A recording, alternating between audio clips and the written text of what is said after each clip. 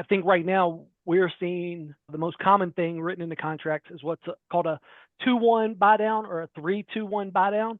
And what that is, a 2-1 buy down is simply a 2-year buy down to the interest rate of what the current interest rate is today. So for real simple numbers, if today's interest rate is 7%, a 2-1 buy down would give you a 5% interest rate for the first year. The second year of the mortgage would give you a 6% interest rate. And then after that, it would be at 7% going forward for the life of the loan. 2% for that first year saves a significant amount of money. 1% for that second year saves a significant amount of money. It doesn't allow you to necessarily qualify for more house, because you do have to qualify based off of today's note rate or the 7% in this example. So it doesn't allow you to like overspend, but what it allows is for you to know that your payment's going to be lower for that first couple of years. If rates go down in the first couple of years, you can refinance it.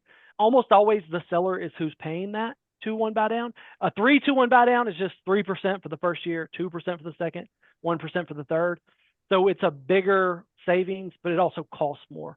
And that money is used as a subsidy to help make the mortgage payment. So the seller is paying it, goes into kind of like an escrow account, and then that money is used each month by the mortgage company to subsidize the payment down to where it is based off of that 3-2-1 or that 2-1 rate. But everything is based off of today's note rate of 7%, if that makes sense.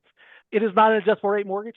It's fixed in, it's locked in, but it does adjust, but we know exactly when it's going to adjust and by how much, because it's based off of, again, today's rate, and it's based off of how much that buy down costs. So let me jump in and restate just so to make sure that I have the proper understanding.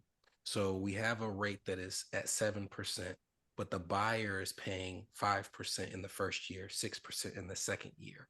But correct. The lender or the end company, they want their 7%.